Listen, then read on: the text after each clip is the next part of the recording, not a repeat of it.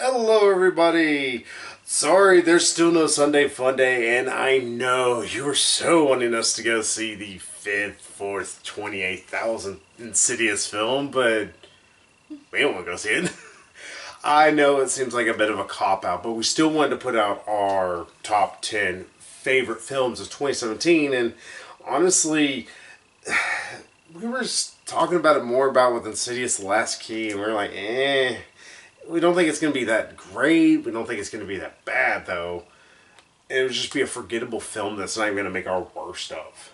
So we'll probably catch it maybe later on down the year when we might decide to, see it again and give our review then. Or see it then. Yeah, who knows? We'll decide later on. But until then, we're going to give you our top 10 favorite films of... And also, there were not any really good showings. Yeah, there was like one in the middle of the afternoon, one really early in the morning, one late at night, and I was like, I don't want to. Next week, though, Sunday Fundays will be back on track. They'll be coming out. It might be from a new location. And we'll talk more about that whenever it happens. Yeah, hopefully we'll see Proud Mary. That's what we're actually looking forward to. Yeah, it's like, decent premise. Yeah. It's like, nothing else.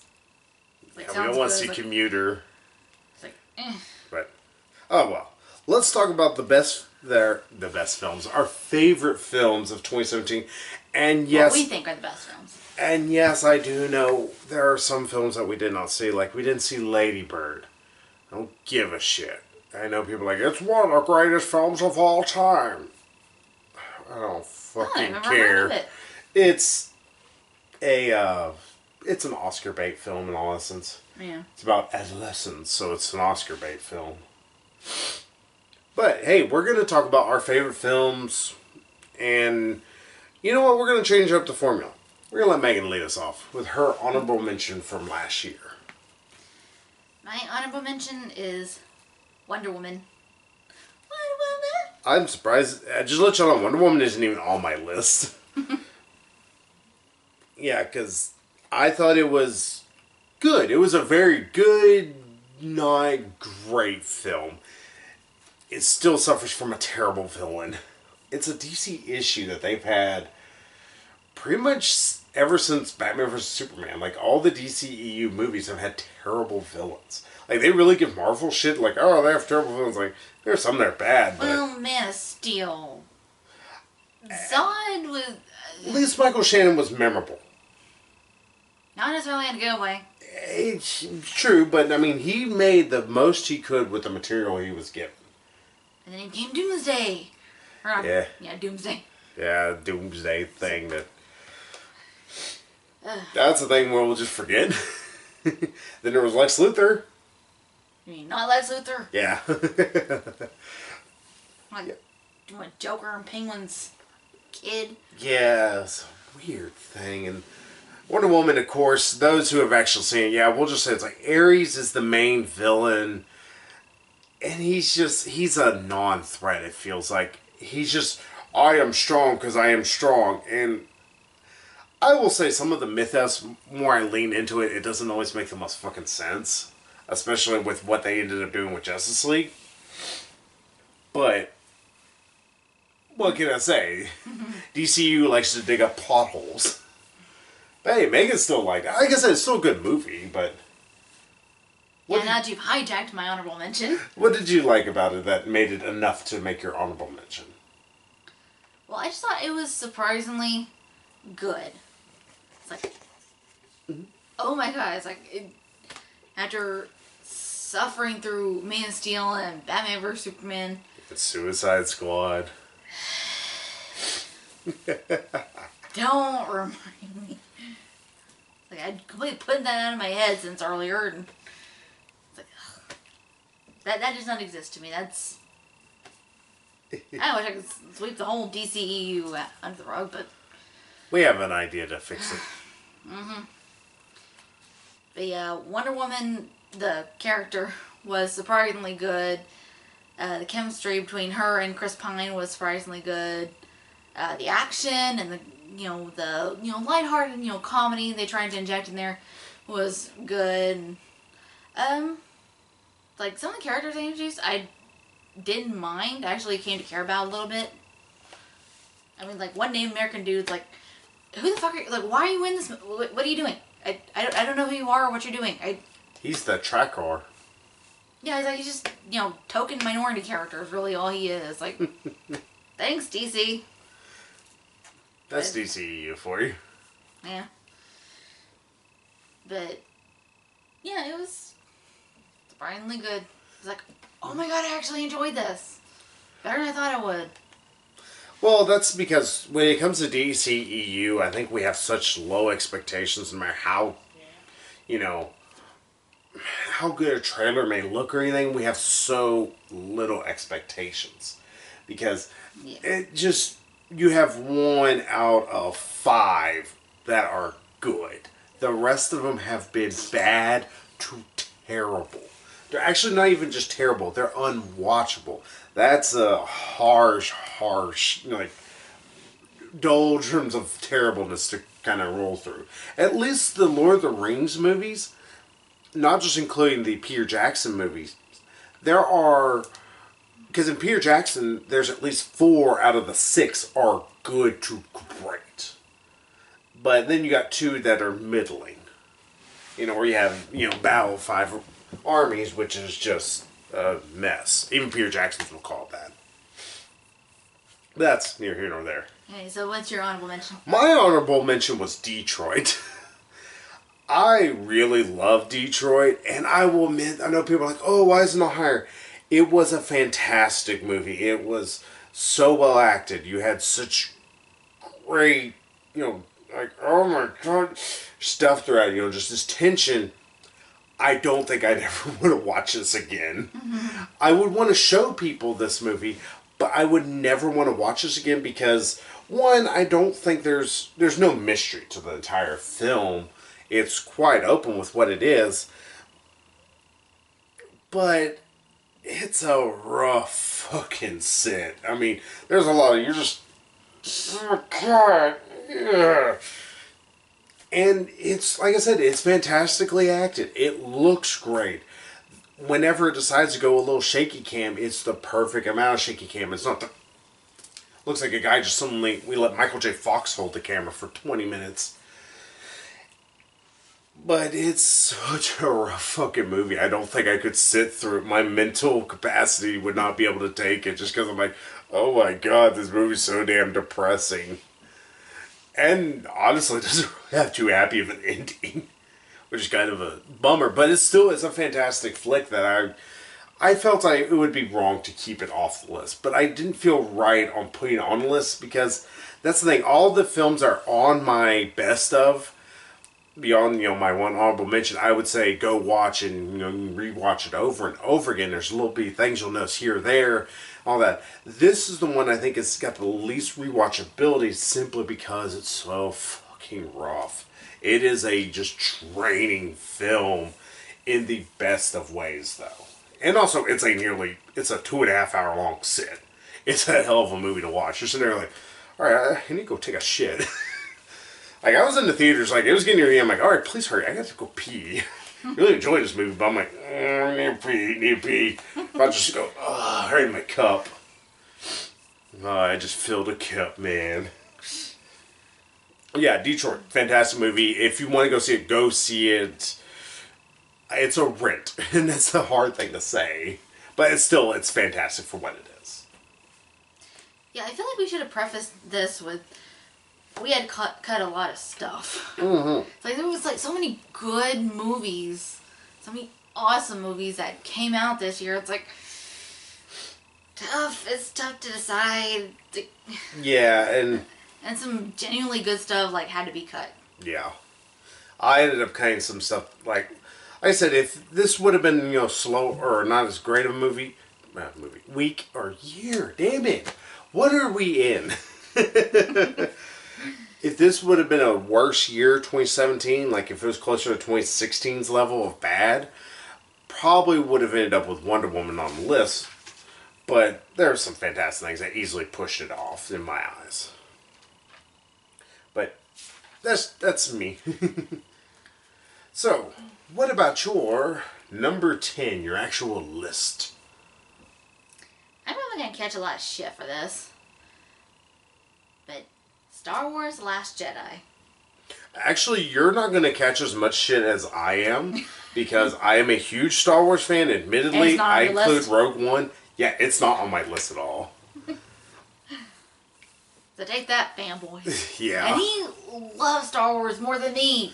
Mm-hmm. No, admit, Last Jedi has some really fantastic parts. It's got really great acting. I love grumpy Luke Skywalker. Mm-hmm. It's like, oh, you feel that? Oh, yeah.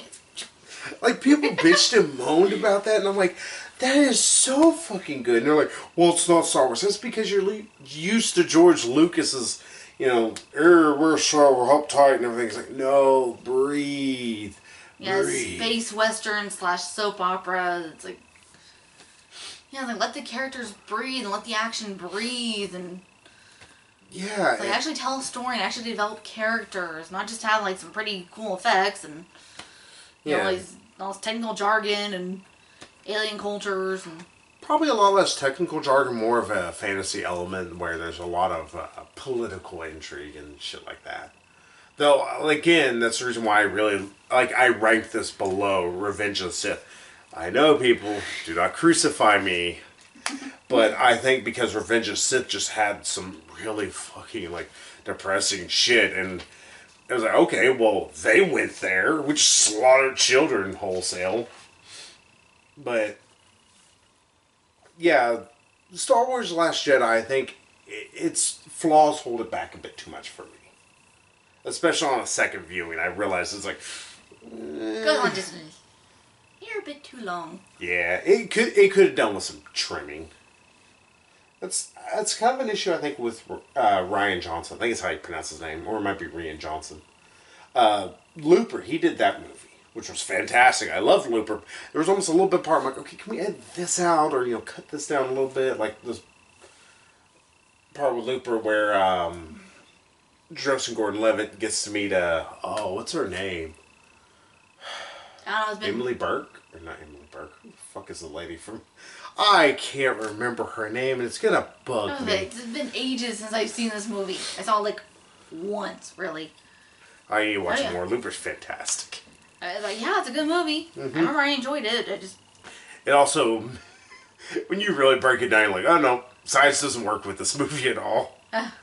But, yeah, Star Wars Last Jedi, it needs a little bit more editing. He might be our new Quentin Tarantino in a good way.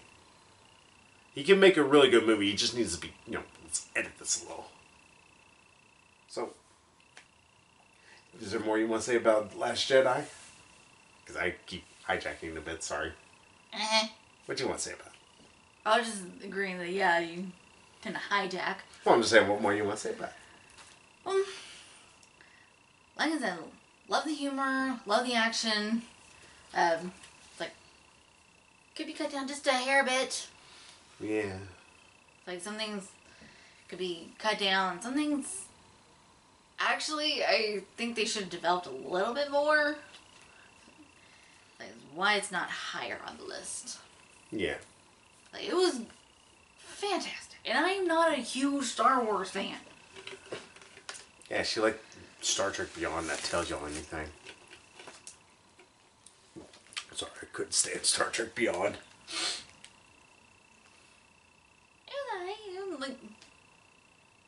To each his or her own opinion. Thank you. Episode 1 was better than Beyond.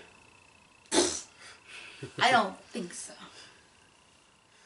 Okay, we'll just have to, compare them back to back one day. Let's put the worst Star Wars movie up against... No, we can't do the worst Star Trek movie. We'll just do the worst of the 3 new movies. Because the worst Star Trek movie is still a toss-up between Insurrection and Star Trek V. Star Trek V has them finding God. And not only that, but it's directed by William Shatner. And it's as batshit crazy and stupid as you would think that would be. Alrighty.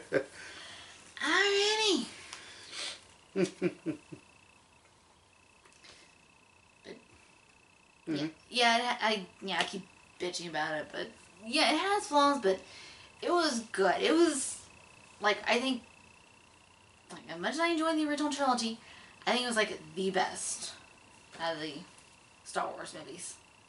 I still say it's 3 out of the 7 have come Well, out. you're entitled to your opinion, but I know I'm entitled to be right. it's I close to don't know getting what the hell smacked. that was. I just said it. That was a noise. It's close to getting smacked. What's your number 10?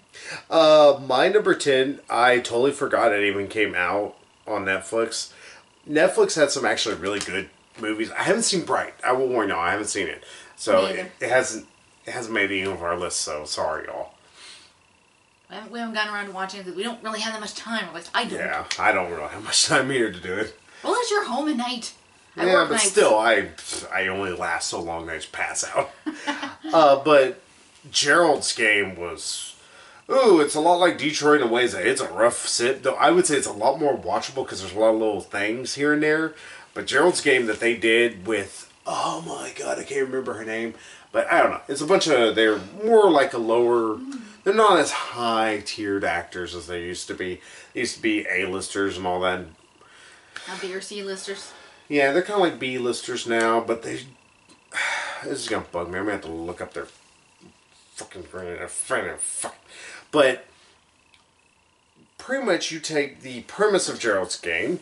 Those who want to know is where a husband and wife, they decide to go out to a remote, like, lake house where nobody really else lives. It's just their thing.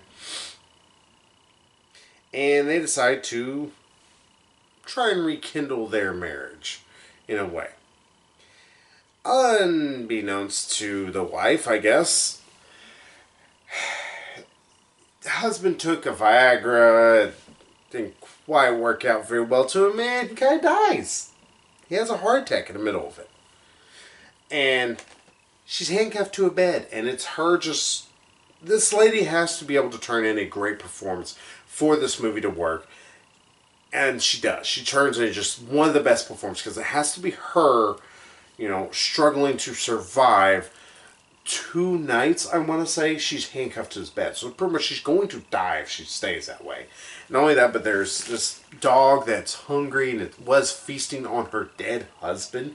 It gets worse. In fact, I'm going to kind of spoil the movie. So those who haven't seen it, go ahead and stop and skip a little bit. We'll get to Megan's number 9. Because the dog eats most of the husband. And then eventually, she has to fight her way, free of these handcuffs. But of course, she can't figure it out for a while. Until she realizes he left a glass of water. And she remembers back whenever she was young and whenever her father originally had molested her during a solar eclipse, because Stephen King fucking loves solar eclipses. Solar eclipse of the heart? Yeah, maybe. But whenever that happened, she remembered when she tried to kill herself whenever she was a kid and that she broke a glass with her bare hands. And she remembered, it's like, oh yeah, that would actually, that the blood actually makes your hand really slippery and everything. You should be able to slip through stuff. So she breaks the glass, cuts her wrist. If you... Just saying this, if y'all cut this way, it'll be deep enough that it will bleed. And if you don't get treated soon, you will die. But if you cut that way, you're definitely going to kill yourself because you're just going to slice open everything. But this way, it won't kill you as quickly. So she does that, and you can see Megan's grimacing. That was me the whole time. I was going, because she's having to get herself free. Because also she is, because there was either sand or dirt or something, and there's footprints in it. And she thinks that somebody is trying to kill her, or is coming after her, or they're going to try and eat her or something. So like I said, she cuts her wrist, and she goes to get the cuffs off, and she starts, and it hangs on her wounds and rips the skin off. Just, oh yeah, that was me going, the whole fucking time. Oh, God. She fights off the dog, because the dog still is trying to eat her, because it's just this hungry, feral animal, in all essence. She gets help, but then she does learn there was a fucking guy trying to. He was going to go in her house and was going to eat her. He actually took a part of her husband, and he was going to take part of her when she died. And it's just all this like really good acting with this really good fucking mind game, and all this like, oh my god. If I can give the movie any shit, the reason why it's only my number 10, despite how much I'm really saying it's really good, the ending comes a little from left field, and it's like, shit. And it kind of feels like it doesn't have as much of a punch as the rest of the film. It's not a terrible ending, it's just a ending. It feels like it went a little limp. No pun intended. Yeah, still a fantastic movie. If you haven't seen it, and I just spoiled it for you, sorry. But still, go see it. It's on Netflix. It's been on Netflix since October. Ooh, it's going to make you cringe to no end, but it's a fantastic movie. And only like an hour and 40 minutes long. It's a quick movie. Thanks, I'll pass. I should. It's fantastic, like I said. So what's your number 9? This is another last. Transformers The Last Night. Yeah, this tells you all anything. I didn't make my list, even though I really did love that movie. Yeah. Yeah, I don't get the hate for this movie. It's like, I think it kind of like revived the Transformers movies.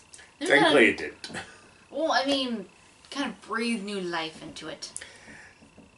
It didn't box office wise. It, in fact, was the worst performing Transformers movie. I'm talking about, like, overall, you know, story-wise and everything. I'm not talking about, like, how successful it was. Yeah. I don't give a shit. I just know, like, I liked it. I don't get the hate for it. I can understand some of the hate, but to me, I think as one guy put it, it's like, you're trying to sit there and say, oh, well, this isn't like this. It is literally toy commercials. You're getting pissed off because of toy commercials. And let's just put it this way. I do mean love, cherish the original Transformers movie. It is a plot hole filled mess. Like, if you try to pick it into pieces and you don't actually figure out the story, you cannot figure it out. And only that, it's a Star Wars ripoff, technically. There's a lot of Star Wars ripping off. But that's okay. It's okay for being that. And just like with this, that I like that this movie did one thing really well, which is really, we went away from Optimus Prime for a little bit, and we had a different Autobot we kind of followed. It would have helped if Bumblebee actually fucking talked. It's really getting old. But, yeah, I enjoyed the hell out of this one. I thought this is exactly what people talk about when they want a good, dumb popcorn flick. It's something you can sit down, watch, and you can turn your brain off. It's what I wanted from Geostorm. I wanted Geostorm to be a mess, but of a fun mess. Mm-hmm. This is a little less of a mess because I think the story's a lot more, together. It's a little long in the tooth, I think, at points. It's not quite Star Wars Last Jedi, but there's a few points where I'm like, okay, this scene could end. Okay, it finally ended. Mm-hmm. It's not like Star Wars Last Jedi where I'm going, okay, can we wrap this up, please? Yeah, I understand it, but at the same time, I think people are overblowing the hate. It's like, there are far worse movies, people. It's like people saying Star Wars prequels are the worst things ever. It's like, they're pretty terrible. They're terrible in certain ways, but Jake Lloyd and Hayden Christensen. Oh my god! Still, if you haven't seen Battlefield Earth, you cannot say Star Wars prequels are the worst things ever. If you haven't seen The Room, and realize this is not meant to be funny, or hell, Drop Dead Fred. You don't have a chance to say. I used to like that movie when I was a kid. Me too. I was a stupid kid. Me too. I was just about to say, like, I was a dumbass little kid. Mm-hmm. We both were. Yeah. Yeah, I can understand the hate, but at the same time, I think it's overblown. So, any more you want to say about Last Night? No, but what's your number 9? My number 9 is Lego Batman. I still think the message is a little forced. I think the Lego movies are trying a little hard to have a message. But beyond all of that, it is a fantastic parody of Batman movies. Some people give this movie some shit. It's like, it's not true Batman. It's not trying to be true Batman. It's parody. Yeah, it's straight up, that's what the Lego movies are trying to be, is they're trying to be parodies of it. Like, even the Lego Ninjago movie was a parody of the Ninjago show. Sure, if you watch it, you'll understand most of it. That's the reason why I think a lot of it went over our heads originally. Possibly. But, yeah, this was a fantastic parody, and I love the hell of it. I love spoofs, especially when they're smart about it. There's so much smartness with this film. They do a lot with the fact they're all Legos, and when they're all stacking on top of each other near the end. That's pretty damn smart. I like the fact that their Joker is like, it's like this hate-love relationship he has with Batman, which is just fantastic. Zach Galifianakis actually does a really good psychotic Joker, strangely enough. And it's fucking Batman. There hasn't been but like 3 really, really shitty Batman movies, and this is not one of them. Well, I guess technically 4 if you include Justice League. Oh, yeah, Batman vs. Superman. That's one of the 3. That was part of that. Batman Forever, Batman and Robin. Mm-hmm. Batman v Superman, Justice League. What about Dark Knight Rises?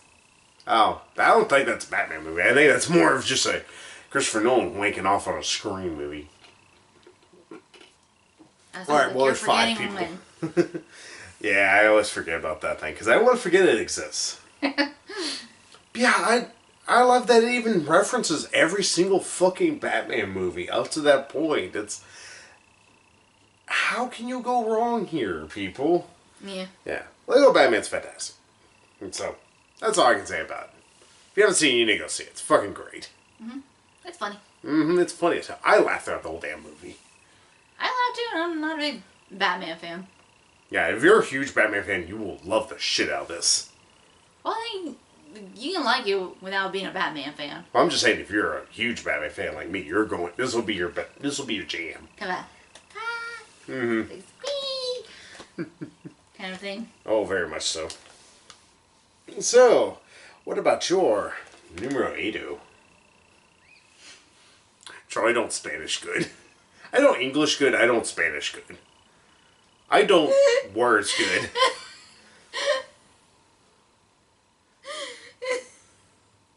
Hey, I broke her. Shut up.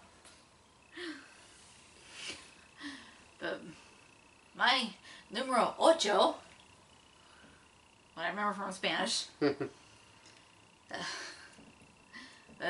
my number 8, Split.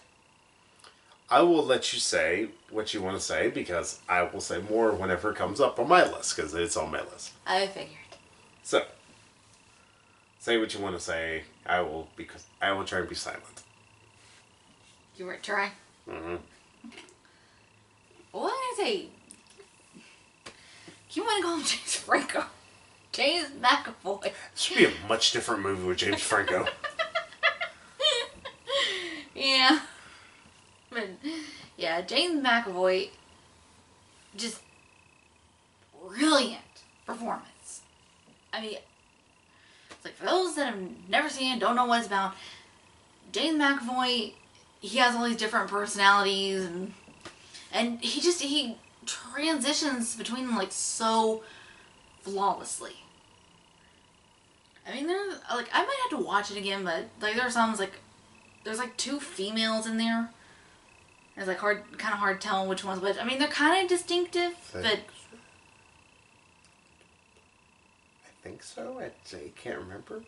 Yeah, I think there's, like, a bonus feature where they, like, kind of explain all the different personalities and kind of give a little, not really backstory, but, for lack of a better way to put it, backstory. Sort of like in 13 Ghosts. You really need to watch the DVD and watch the thing where it talks about all the ghosts. Yes, you need to, like, give some context to some of these ghosts and their backstories. Yeah, it makes that movie so much better. yeah, and like kind of explains like where they fall in like this little ghost zodiac thing in the movie. And it's like, yeah, it's like it's really necessity. Makes the movie a lot better too. Yes. Well, that's okay, but in some ways, a bit creepier. yeah, like It's like, what?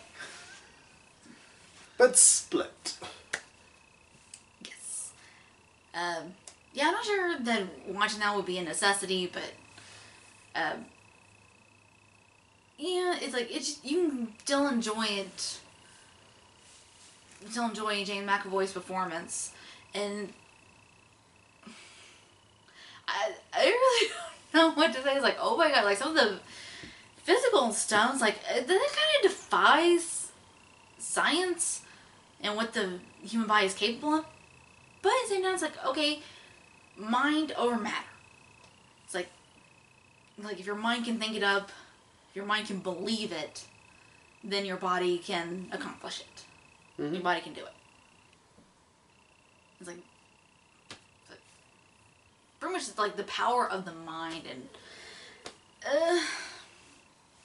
like the girls in there weren't really that well. I was more paying attention to James McAvoy. Be fair, he kind of steals the show. Yeah, I especially like him as that little kid. It's like Where's the name? Yeah, I can't remember either, but like just the lisp is like, oh my god. Yeah, he just does such a wonderful performance. I can't like. I was like, I can't like gush enough about this. It's like, go watch it. Y'all haven't watched it. He finally showed it to me. He's like, I couldn't see it in theater. Then I had to freaking work. Yeah. So, yeah, that's my thoughts. And you have any thoughts, or are you saving them for later? I'm gonna save them for when it pops up. Okay, so what's your number 8? My number 8, Spider-Man: Homecoming. Fucking love Spider-Man: Homecoming. That's on my list too. Again, the biggest problem was the Mary Jane reveal, which wasn't that great. And the love interest was forgettable. Actually, not really the Mary Jane, the MJ. Yeah. Her name was like Michelle. It's like, ugh. Yeah, it's one of those things that doesn't make sense. Don't even try that movie. But beyond all of that, like I said, there's a hard but here. You have one of the best Spider-Man performances, hands down. Maybe if he was, pirate.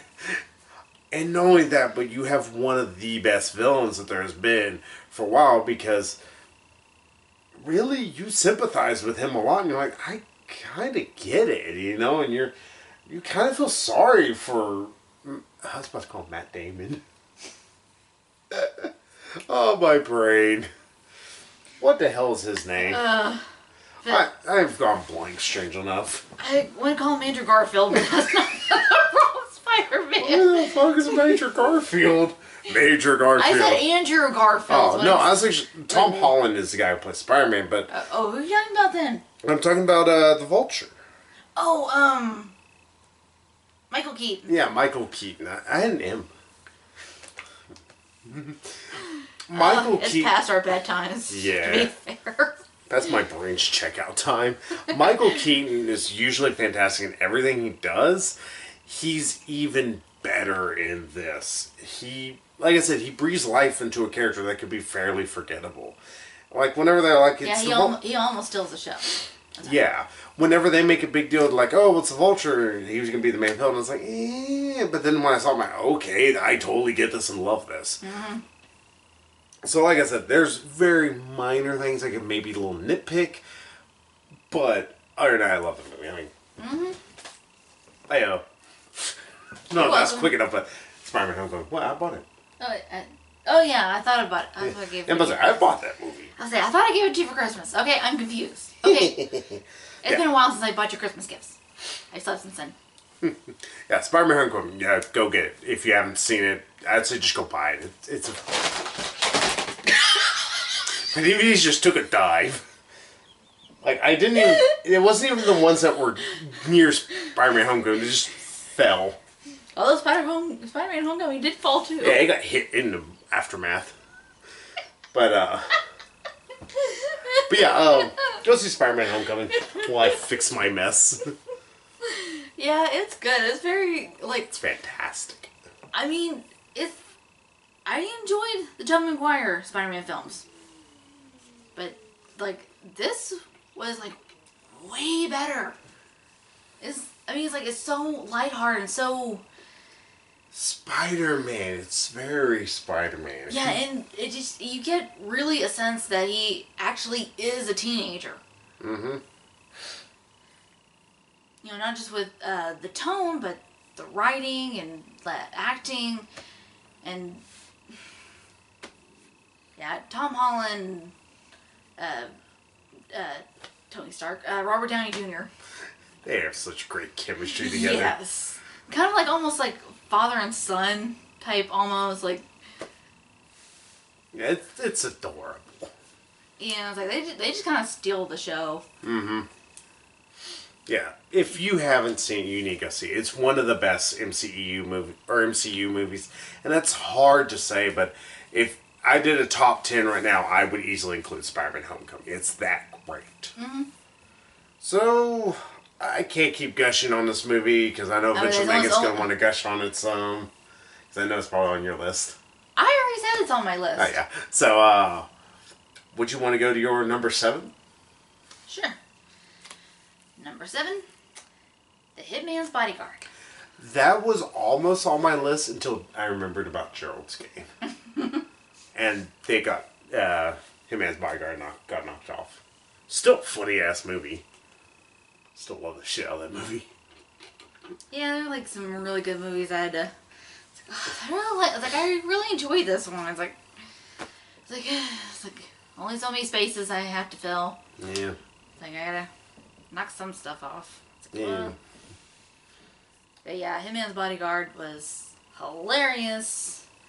I don't remember that much about the action. I just remember, like, laughing a lot of great comedic moments, both with the one-liners and the, like, physical comedy. And the back and forth. Yeah, and the back and forth between Ryan Reynolds and Samuel Jackson, who had, like, such awesome chemistry. Mm-hmm.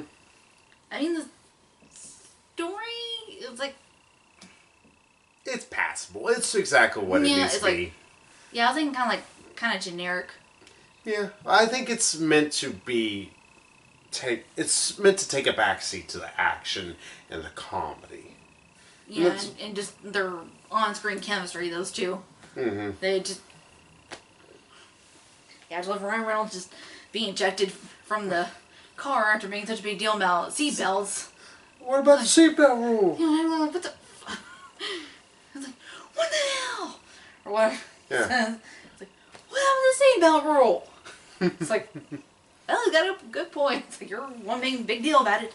And man, and wore out the word motherfucker. Do you realize how hard that is to do? It's like, there he goes again. It's like, I hope they kill him.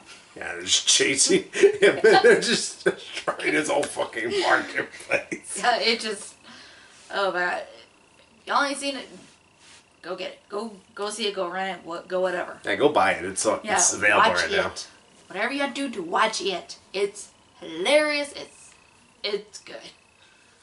Mm-hmm. Number 7, since we just talked about Megan's, and yeah, sorry this video is getting all separated into pieces. We had to shoot in different parts. If you watch the Proud Mary review, you'll hear us kind of talk about that a bit. But yeah, my number 7 for last year best films, Guardians of the Galaxy Volume 2. I know some people kind of gave this movie a bit of crap because they're like, oh, it's very much like the first one in certain regards. I don't feel like it was as much of a step back for any of the characters. There was a lot more to the characters, I believe. And, of course, this gave us 1,000 memes of Mary Poppins. So, I mean, how can you ever go wrong? Because, you know, he's Mary Poppins, y'all. I'm having Mary Poppins, as he says in the bloopers. Yep. You're like Mary Poppins. Is that cool? Really cool. I'm Mary Poppins, y'all. Everybody loves Mary Poppins. But yeah, this is actually a film that also, if you don't, I don't know what the hell that was in the background, but I hope that was a motorcycle going by. yeah. Here, there's beasts outside just fighting amongst themselves. But yeah, if you don't, tear up or get a little, a little bit near the end, you're a heartless bastard. I know one guy from work who was not affected by that. He's a heartless bastard.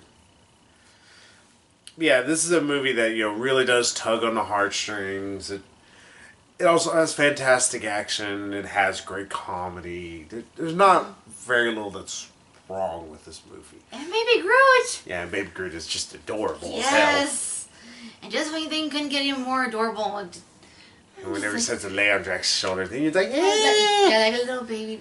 It's like, oh! it hits Megan's whoa really hard. Oh! He's like, oh, you just. Makes Megan go a couple octaves higher than normal. Yeah, just let you know, Guardians of the Galaxy Volume 2 is on my list. It's higher up. Yeah, for me, if I could say anything that held it back was just that there are so many fantastic movies that came in this year that it was hard to make my top, 10 lists just because there's so many fantastic movies I loved. So I was like, this. It's memorable as hell. I still quote it. I still remember it and everything. Just it's one of those movies that just get edged out by everything else just a little bit. Yeah, these are all like really close. So that's all I can say about it until Megan wants to say more about it. What is your numero 60? Still can keep it that dumb joke.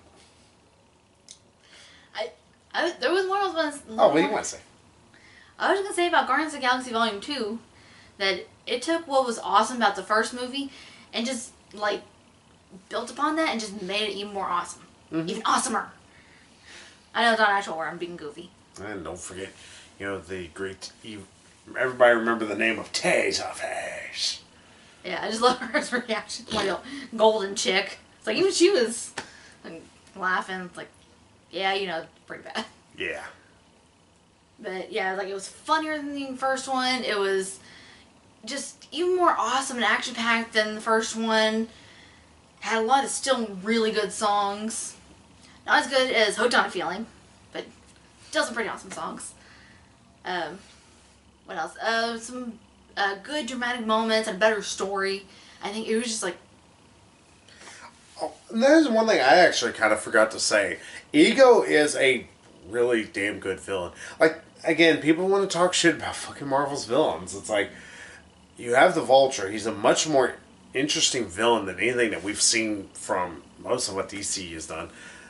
And DC, much as they can have interesting villains, they just don't do much with them. Yeah. Doomsday, for one. Oh, we might do something about that.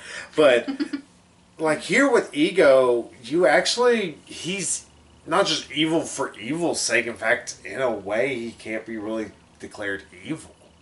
He does things because it's what he feels is right. Yeah, just him being all alone and having to evolve by himself and kind of things like, well, like, okay, must be what I was built for, what I was made for. Yeah, he had to figure his own purpose out for himself, and that's an interesting idea, and that's something that's like, okay, well, that's cool. And some people, like, their purpose in life, what they feel is their purpose in life, is more pertinent? More important. Oh. What I was trying to say.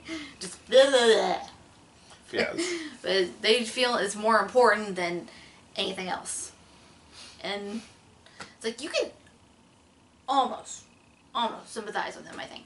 Yeah, you can sympathize with him to a point, I believe. And that's always a sign of a good villain. If you can sympathize behind what they're doing, it's like, all right, I kind of get you, I still think you're going too far. That's a good villain there. Yeah, he's like, you Vulture. almost want to see him go through with his plans. But then I was like, no, millions will be killed, or if not billions will be killed. And it's like, yeah, you must be stopped. Sorry, sir. Can't do that. Yeah. So, now that we have filleted this movie plenty, what do you want to say is your number 6? Number 6, we were actually talking about this earlier. Mm-hmm. Atomic Blonde. Ah, that is on my list. I figured as much. Yeah, as we were saying in our review, Atomic Blonde is just freaking awesome. It has great 80s feel, but it's also timeless, like you were saying. Mm-hmm. And great 80s soundtrack. Charlize Theron just being awesome and badass, like we all know she can be. And just, like, great story, great little twist at the end. I'm not going to give it away to those who haven't seen it yet. It's like, you gotta see it. Yeah, I still see it. Awesome. It's like one of those movies like everyone forget came out. It's like, yeah, it was a good movie. I didn't forget it came out. Well, I mean, a lot of people seem to forget. Forgot. Seems to have forgot. Seems to have forgotten. There you go. That's what I There's said, English. I'm pretty sure. You said seem to forget. I'm pretty sure I said seem to have forgotten. Or, no, I said seem to forget. They seem to forget. You know the day, but whatever. Fuck, I'm trying to say. Don't be confusing me. Not too hard, baby. What did I say? Of course, there's also James McAvoy just being, Yeah. I think I fucking love you. like I fucking love you. Yeah, like James McAvoy just being James McAvoy, just let loose. He's about as, freaking sleazy as humanly possible. Yeah. It's so awesome.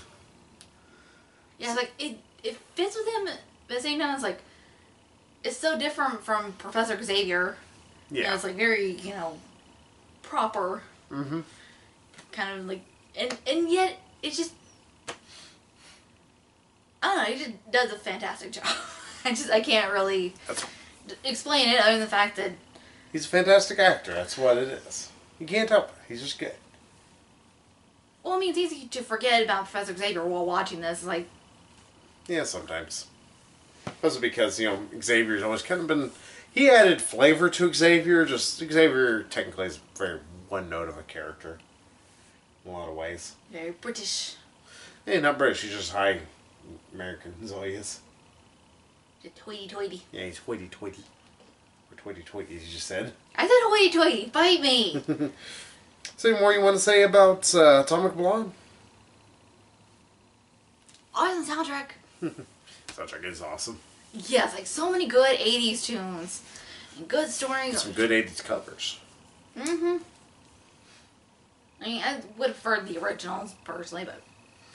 These kind of had a bit more of a darker edge, which I kind of enjoyed when they did the covers. Most of them are originals. There's a few covers here and there. Yeah, there was like one song, I can't remember what it was, but there was like a German cover of it. And I was listening to it, I was like, is that a German version of this one song? Mm-hmm. It's like, yeah, I'm pretty sure it is. Like, okay, it actually kind of fits, and they were in Berlin. Yeah. It's like, okay. And of course, you got to have 99 Left Balloons and Der Kommissar, and it's like... So, any more you want to do to this movie? Just sing its praises.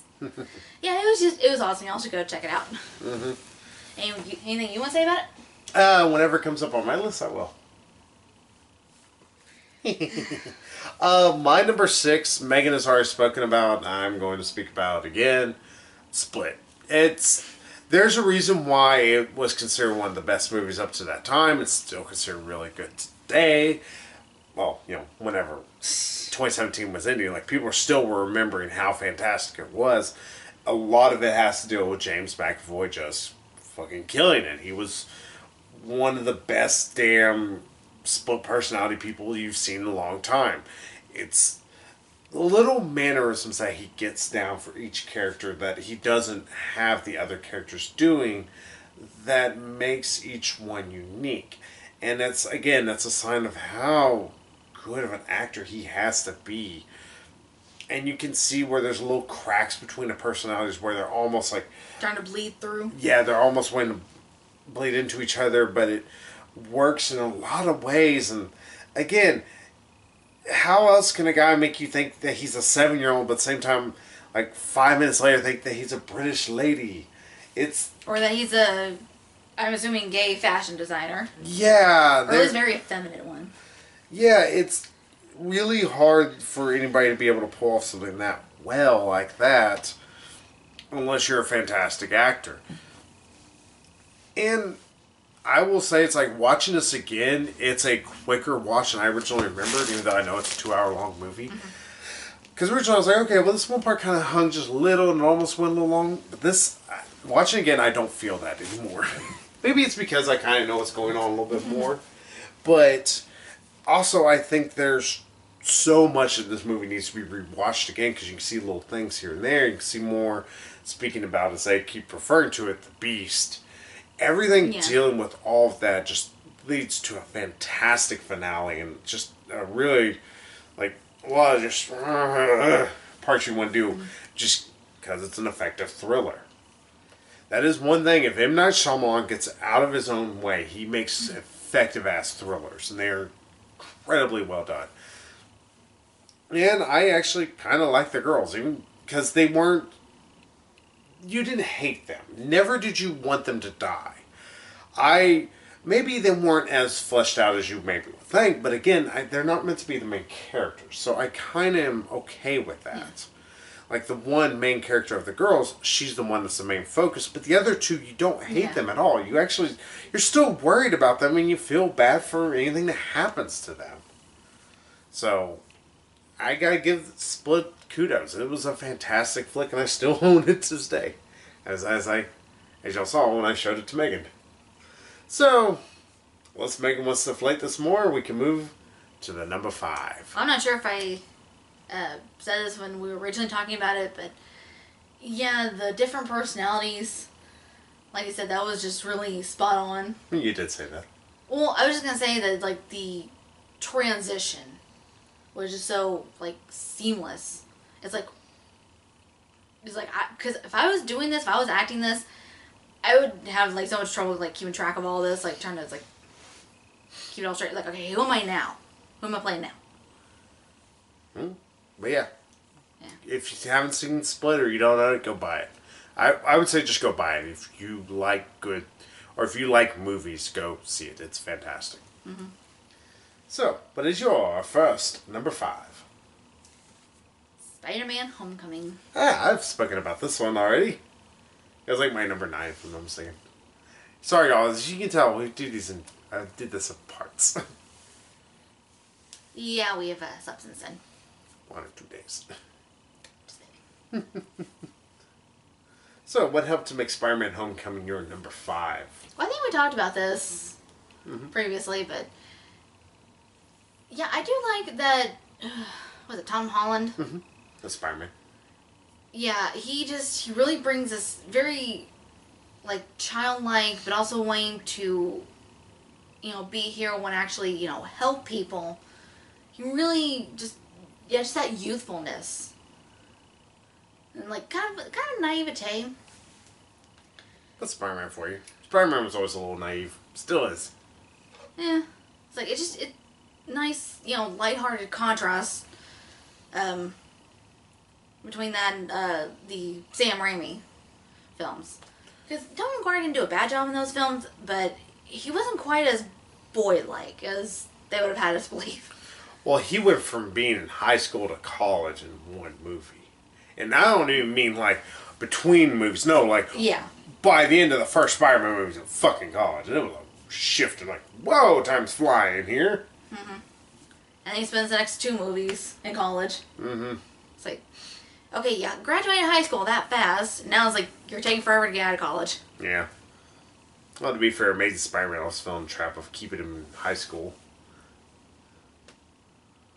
It's like this one, it has him in high school, but it feels more like it, I thought. Like the other one, it's like it happened to be just something that was part of the story. Yeah. So, more you want to say about Spider-Man Homecoming? Yeah, I believe we've also talked about the chemistry between Tom Holland and Robert Downey Jr. yeah, Robert Downey Jr. Just like great little like father-son almost kind of dynamic. Yeah. Or kind of like this overly permissive father and just kind of because he wants to be the cool dad. I was like, yeah, that's Tony. Mm-hmm. That's Tony Stark. Mm-hmm. Like he's cool down, and then it's like then you fuck up, and it's like okay, well, obviously I shouldn't have been so permissive. Yeah, it's actually a really kind of neat little dynamic they constantly have. Yeah. So And like I said, chemistry is just really, really good. Mm-hmm. And Vulture, awesome. Michael Keaton killed it. Yeah, as we can't sing his praises enough. Well, he's Michael freaking Keaton. Okay, so what is your number 5? My number 5, we just recently talked about, and I cannot help it. It was fantastic. I still love it. Disaster Artist. I freaking love The Disaster Artist. You have one of the best performances by James Franco ever. Over his 127 hours performance, which I thought wasn't actually that good, personally. But it's hard that for a while I stopped thinking it was James Franco, and I really thought that I was watching Tommy Wiseau just reenacting parts of his life. And go ahead. I was gonna just agree with you. Like, yeah, it's sometimes hard to. It's like, oh yeah, I was like, oh yeah, I'm watching James Franco, not actually Tommy Wiseau here. His performance is just that spot on. It's like freaky good. Yeah, and it's just really the best thing about this. It's such a interesting look behind the scenes of a megalomaniac losing their shit whenever they're given infinite funds and allowed to make a movie. It's like I said, it's actually fun to watch. It's a joy to watch, and if you don't laugh in this movie, I don't know. Maybe you just don't have a soul. Because this movie is funny. It also has some heart in it. It has really damn good writing. And how in the hell did they also make Dave Franco a good, legitimate lead? That is some magic I never thought I would ever see happen. Because usually Dave Franco, he is forgettable as all hell. And here, you care about him. You're sad to see anything bad happen to him. And honestly, that's kind of cool, I think. So, yeah, Disaster Artist, I've already sung its praises whenever we did our review of it. It's still a fantastic movie. It deserves all the awards. Give it all the awards. It's okay. And yes, I still love this movie. It's not the best movie of this year. Sorry, there was one movie I think that, had to be the best, and 4 others, obviously. 3, technically. But it's easily one of the best, so I still want to watch it again. So, that's all I can say about that. So we'll move to Megan's number 4. Another comic book movie. It was a good year for comic book movies. Yeah, there were fantastic comic book movies. And really, there was only like one really bad one. Yeah. Justice League. Which is sad. Justice League was a bad comic book movie this year. But my number 4 is Logan. That is on my list. That heart-wrencher of a comic book movie. Of a rated R comic book movie, too. It finally figured out how to make a Wolverine movie really work. Not that the Wolverine was bad, and this is going to scare y'all, but I actually kind of like Wolverine Origins, almost because it is a bit of a train wreck, but also because there are some actually good bits, but Logan does finally feel like it gets Wolverine right. Especially with how brutal he is.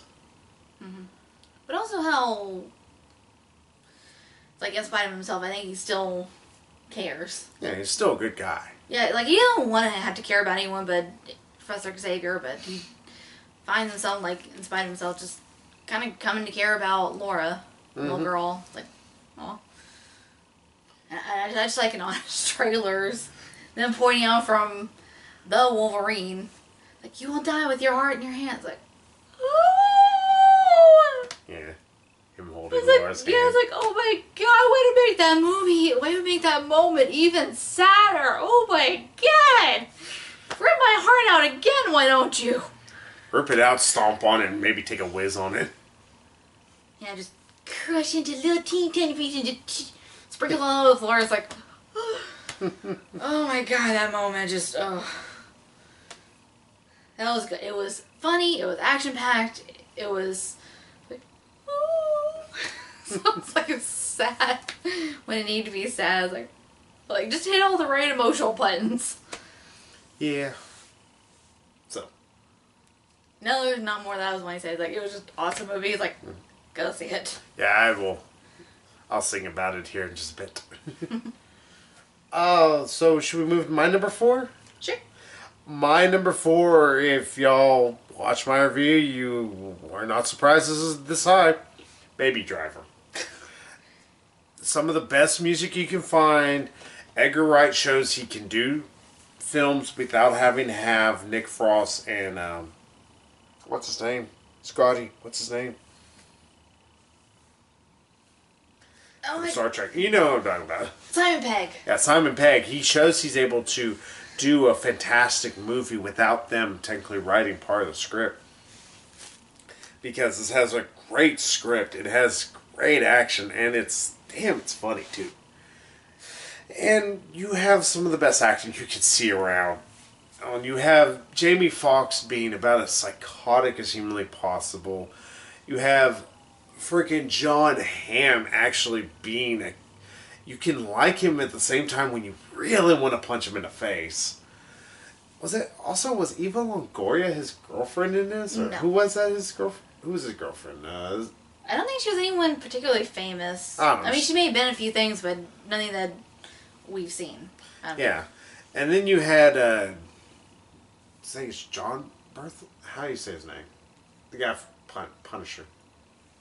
Oh, I wanted to say Jerry Burchnell. I'm like, no, that's the guy from How to Train Your Dragon, Knocked Up. I was say, John Barenthal or something like that.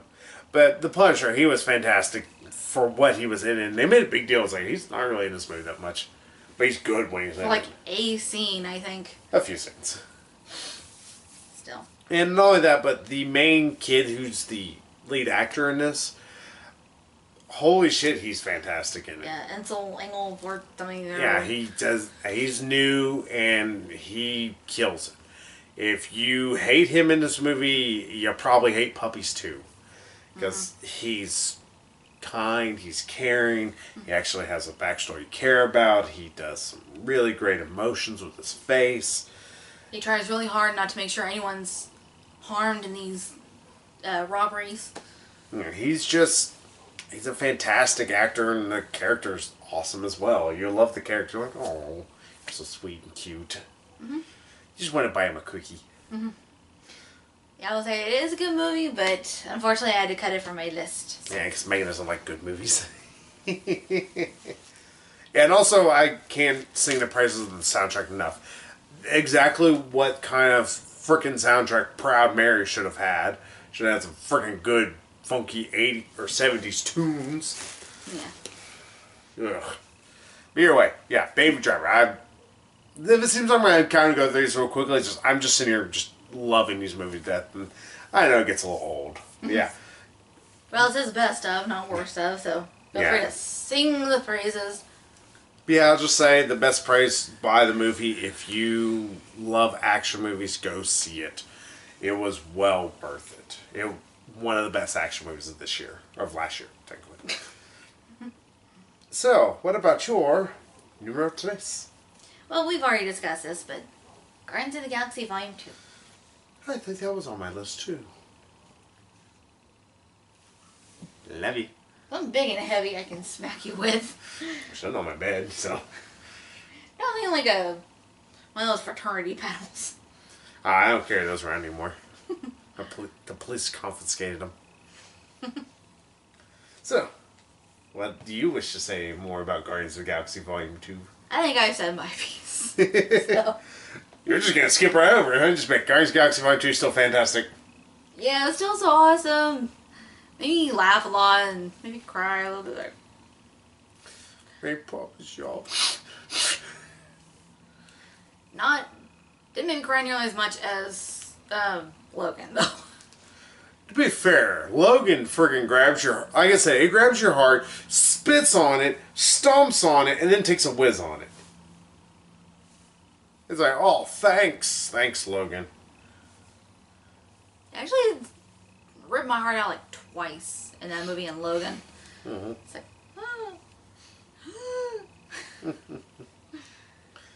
yeah. But Guardians of the Galaxy, really awesome. Hit the right emotional beats. I don't think there's really a dull moment. No. It's a pretty, it feels like it goes right through. And it feels like a speedy little set. Yeah, and I loved pretty much the fleshing out of some of the characters. You know, getting to know a little more about oh, was it Star-Lord? And, like, his, like, need for a father. Mm-hmm. And maybe, like, a little bit of his relationship with his mom. And I loved the whole thing with Gamora and... Oh, what's the chick's Nebula? name? Yeah. That stuff between them is freaking heartbreaking if you have siblings. It's like, oh. It's like, okay, well, thanks, movie. I'm going to be sad. Just suck my thumb for a few minutes. And you're like, note to self, hug brother. That's Yeah. what you were calling. Yeah, just note to self, tell your brother you love him. I'm the only child, so Yeah. I ain't got that issue. But, yeah. Yeah. So, what do you want to say, or you want me to move to my number 3? Well, we can only fillet Guardians of the Galaxy Volume 2 for so long, so. Yeah, so many times I can keep getting it back up for us. You just... Didn't you look right over the edge of the cliff? You just... Whee! Oh, yeah. In true Charlie style. Mm-hmm. My number 3, Megan has already talked about, and yes, it's a fucking fantastic movie, Logan. I'm gonna go ahead and spoil a little bit of this movie. Professor X fucking death is still the worst thing ever. It's like, Not as bad as... I think it's almost even worse than Logan, even though Logan's death still, it grabs your charge. But because Professor X's death, it gives so much backstory to this movie, but at the same time, it gives a depth to Professor X that he's never had. We've already spoken about the fact that Professor X is not a very, depth-heavy character, and this just gives it so much. And the whole time while he was sitting there talking about what he did, because he is responsible. It's not one that's like, well, he holds himself. No, he fucking killed the X-Men. Oh my god, it's just... Us in theaters, both times I saw this movie, just crying during the scene. And it's like, the second time I still cried like a little girl. Just cried like a little bitch and just... and it just kills Grandpa. It's like, Grandpa's dead. But, Yeah, that's one thing I did like. Logan and Professor X has really, like, father-son almost type relationship. yeah. And they really did come across like grandfather, father, and daughter. Those three. Yeah. I was like, yeah, I could totally see that. Yeah, and it's... Again, if you watch Logan and you don't begin to tear up or anything, you're a harder person to me. Yeah, if you don't cry at least once. Yeah. You are a soulless bastard. I don't want to fucking know you. Just stay the hell away from me. Yeah, it's... Damn, is it fantastic. And not only that, but it has great action. And it shows that you can have a smaller comic book movie. It proved that you didn't have to have the world about to end in every movie. Because really, this was a smaller tale, much like Spider-Man Homecoming. Hell, even Incredible Hulk and other movies. Even though I think Incredible Hulk is probably on a lower spectrum compared to these others. But still... This shows like, alright, we don't have to have the world ending for a comic book movie to have risk. And there you go. Logan proved it. And it showed it in just full force. So, I can't help it. I loved it. Even though it still tore on my heart and pissed all over me. Yeah, I was watching it just the other day, my Blu-ray copy. That you got me for Christmas. And then I got you. Everybody's think alike. I would say 2 movies we got each other for Christmas. Like, well, this looks familiar. Mm-hmm. But yeah, I was just watching the other day. It's like, it's like just that scene still throws my heart out. It's almost as bad as Mufasa's death. Yeah, in fact, I even thought about that. It's like, cause she almost has this like, Dad, you gotta get up. Like she almost has that like, no, don't leave, don't die on me. He's like, you can't die. He's like, you're immortal, dude. You know that. It's like, oh, like which kind of adds like to the scene, like. Mm-hmm. So. Yeah, just, Oh well. as much as we keep talking about sadness, like it's a really awesome movie. If y'all have not seen it yet, go freaking see it. Go rent it. Go borrow someone's copy. Go steal a copy. Whatever. Do whatever you gotta do to watch this. Yeah. So, what do you want to say as your number 2? Because we're just going to sing Logan's praises all night long. I'm just gonna keep talking about these movies. Mm-hmm. Mostly comic book movies. My number 2 is Beauty and the Beast. That lost out because there's just so many other movies. I was like, Yeah, I like had Baby to- Driver. Yeah, I had to put it up higher. I was like, I couldn't put Beauty and the Beast. Yeah, I think I had to like Beauty and the Beast. Like one of the reasons why I had to get rid of like movies like Baby Driver and King Arthur and the Legend of the Sword. Mm-hmm. I'll say the Knights of the Round Table. No, wrong goddamn thing. I was close. King Arthur and the. That's close. So, what made Beauty and the Beast your second favorite film of this year? I loved it. It was so sweet and funny, and it just. I was actually talking about this with one of my friends the other day.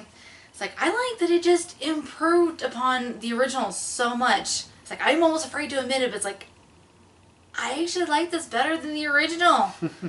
There's like so many like little issues and little plot holes and things that like kind of like bugged me. Like, I like that in this remake, Maurice actually knows that the village people are like laughing at him and making fun of him. And it's like, oh, why are you laughing? Like, this is serious. Like, I'm being serious here. You know, it's like, and he's not some crackpot inventor. He's like this Renaissance like painter and sort of like inventor. It's Leonardo da Vinci. Yeah, there you go. Like inventor, engineer, person. You know, he's not quite as crackpot as he is in the animated one. But they fix that, and they also fix the plot hole of, okay, if this, beast, if he's a prince and he's got this, great big shiny castle, it's like, why the hell doesn't people remember it? It's like, why when Maurice brings up the castle and the beast and everything, it's like, why the hell is this not ringing any bells? And they actually include in the remake that's actually part of the Enchantress's curse. Made everyone in the outside world forget about the castle and its inhabitants. It's like, oh my god! Yay! It's like, you had to get an explanation for that. I didn't know I needed one. But I did. I didn't know I needed that in my life. Well, now you have it in your life. It's like, yes. It's like, just fix so many issues and just improved upon it. And one thing I loved is that, as opposed to the Jungle Book remake, Beauty and the Beast remake just went balls to the walls. Like, we're not going to hem and haw and beat around the bush. We're going big or going home. It's like, just made it just as pretty and as lavish and as awesome, and just did all the songs from the original, plus a couple of new ones. One that I really particularly liked, Evermore. I was tearing up during that. I was like, Yeah, she was. I was like, you're looking at me like, why are you crying? It's like, I Yeah. can't help it. He's so sad. It's so hopeful. This is not a good year for my tear ducts. this was a list of Megan just going, it's so, it's so good.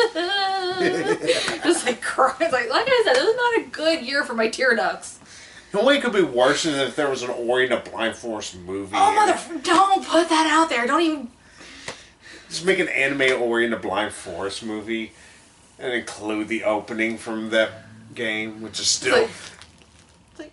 It'll just... If you don't cry, again, soulless, heartless redhead, I don't care.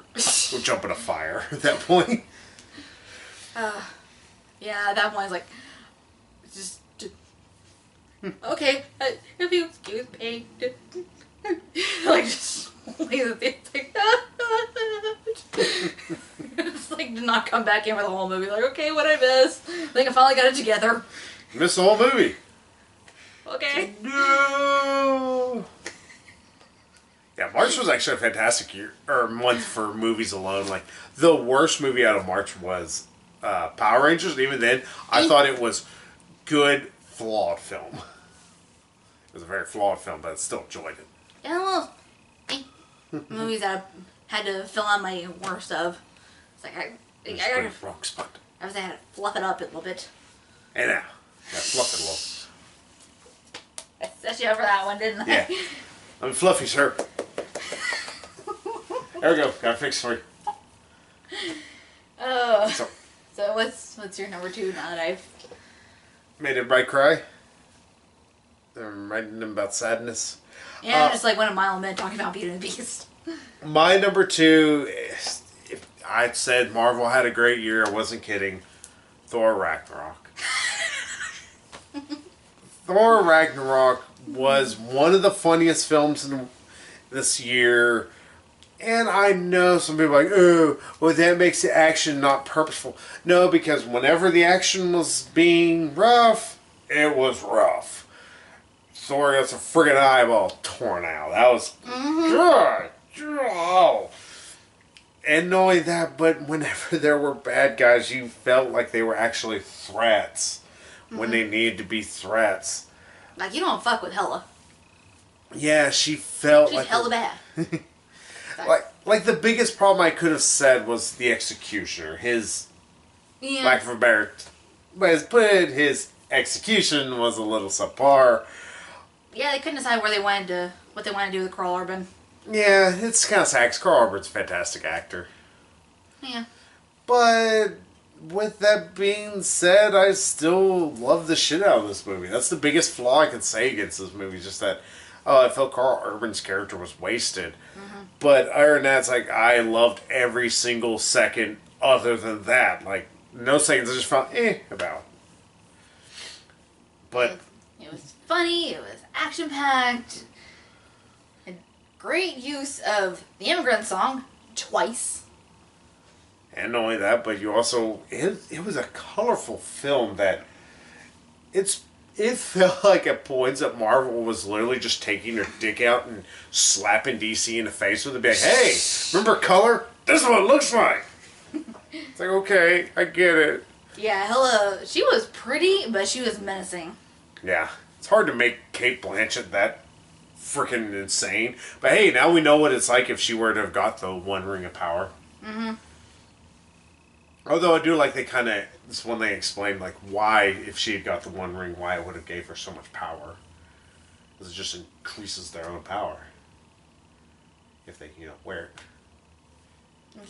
But, yeah, I can't sing the praises of Thor Ragnarok enough. And not only that, but it feels like it's set up, but at the same time, it felt like a Thor story. Thor was a central character.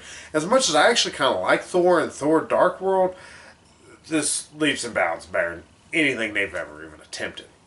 Yes. There's a reason why this is one of the highest grossing comic book movies of this year. It was that damn good, and it deserved every praise sung for it. Yeah. Is there something you want to say about Thor Ragnarok? It was awesome. Go see it. Yeah, it was action-packed. It was pretty. It was funny. Like, there was a lot more, like, lighthearted, funny moments. It's like, yes.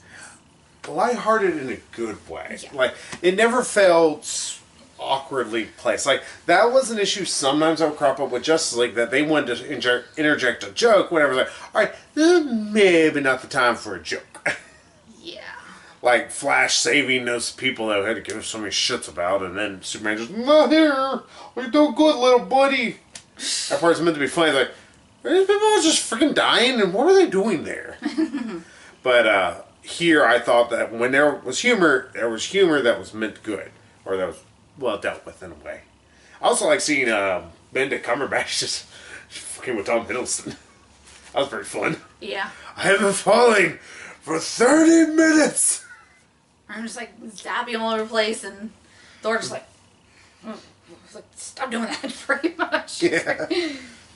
Also like seeing Doctor Strange having more control of his powers. That was really fantastic. Yeah. So. Yeah, a little tease that we got at the end of Doctor Strange. That it's in this and more. I mean, it's so short in this movie, but it makes the most of the time that it has. That scene. Yeah, you can't go wrong with Thor Ragnarok. If you don't like Thor Ragnarok, there's just one guy, I'm pretty sure we're just trolling people on Twitter, but people were making a big deal and bitching at him. If you don't like these kind of movies, then you must like the Holocaust or something. Hitler must be your idol. That's all I can say. People who don't like Thor Ragnarok are Nazis. So, what is your number one? You want to know something? Thor Ragnarok. Yeah, you could have said that. Well, we kind of like look at me like, oh, like I say, I was like, it's my number one on my list, but there was only one more left. I was like, gee, I wonder where it's gonna fall. So, yeah. Once again, Thor Ragnarok, fucking awesome. Go see it. Go. Is it out yet? Or is it still in theaters? Still in theaters. It's probably in like the dollar theaters and all that. Well, there you go. It's like, go see it. Mm-hmm. So, you want me to move to my number one? Yeah. My number one is exactly what y'all think is. It's Atomic Blonde. I really thought hard about this because I was trying to figure, all right, well, what was the best movie I saw this year? Because I wanted to figure that out so that way I could figure out where the rest of this all fell. I was like, all right, well, what movie do I remember the most? What movie do I constantly want to see over and over again? What film is still fresh on my mind, even if it's been a few weeks or a few months later? That was Atomic Blonde. I still remember all of this movie. I still remember all of its hard-hitting action, all of its great script that it did. And not only that, but it was one of those action movies where it finally figured out that you don't need to freaking cut every 5 seconds. I know you could say the same about like most of the Marvel movies and all that, but this was an actually like more brutal of a close-up spy thriller that figured out, hey, I don't need to shake the camera like I'm freaking trying to go zoom out, zoom in, zoom out like crazy, so that way you can't see anything that's going on. Y'all have no idea how bad I hate that. Mm-hmm. And especially whenever you throw in shit like Resident Evil Final Chapter that was earlier on in 2017 that had that 14,000 quick edits, and then I saw Atomic Blonde and the fights were brutal, but it was like a very static camera that would move with them, and it was very well shot. I was like, oh my god, yes. Yeah, I would actually linger on them long enough to actually enjoy the action, and on top of that, it was zoomed out enough you actually see what the fuck is happening. Yeah, it felt like it was close enough that you feel, enough of that, where you feel like you're with them while somebody's getting every shit beat out of them. But at the same time, it doesn't feel like you're looking up Charlize Theron's right nostril. Yeah, I just love action movies nowadays. Even as much as I love The Accountant, like, kind of had that problem a little bit, where you kind of can't tell what all is going on, like who all is like where. Like, you know, there's like a lot of action, a lot of bad guys getting their ass handed to them. Getting their shit pushed in. Yeah, I was just about to say their shit kicked in. And like, better way to wear that. Yeah, Atomic Blonde did everything right. The worst thing I could say about Atomic Blonde is I want to see it again. And I don't own it, damn it, because it's still kind of expensive on Blu-ray, and I'm a little bit of a cheap shit. Well, if it had been on sale during Christmas, around Christmas time, yeah, I probably would have gotten it for you. Yeah. Or told Bill so he can get it from you. Yeah. So, yeah, Atomic Blonde was my favorite film of last year. It does everything right. And hey, my favorite film was a comic book movie. So that's interesting. Same with Megan's. Yeah, this was a year for incredibly great comic book movies. Well, just great movies in general, but especially comic book movies. There were very few just absolute misses. Like, even our worst movie of last year, the Emoji Movie, it was bad, but it was... It was one of the few bad spots. Like, just completely just terrible. Like, Resident Evil Final Chapter, I think, was one of the worst movies I've seen. And it was bad, but I could almost see hints of where there could have been a decent idea. There were a lot of really terrible ideas I decided to eventually go with, but... Kind of like Get Out. Yeah. Has potential, but it's like not really well executed from what you told me. Yeah, there's a lot of... in fact, that's the thing I noticed with this year. It's like, even the worst movies, most of it was just that they had potential that was not well done. And that is so much of a positive sign for me. I'm hoping 2018... Even better. Pulls from that, continues with that. Yes. Proud Mary breaks my spirit down a little bit, but hey, it's January. Things I gotta look up. Yeah, like we're only barely into the new year. Like, give us some time. Yeah. Also, Proud Mary wasn't bad. It was just, little less than me. Yeah, but again, it's a movie that decided to do nothing with its potential. Yeah. I'm just hoping Has we don't have a squandered it. 2016 where it's like, I was really struggling with my best of us. I'm like, So, yeah, that's our list for the best movies that we've seen of 2017.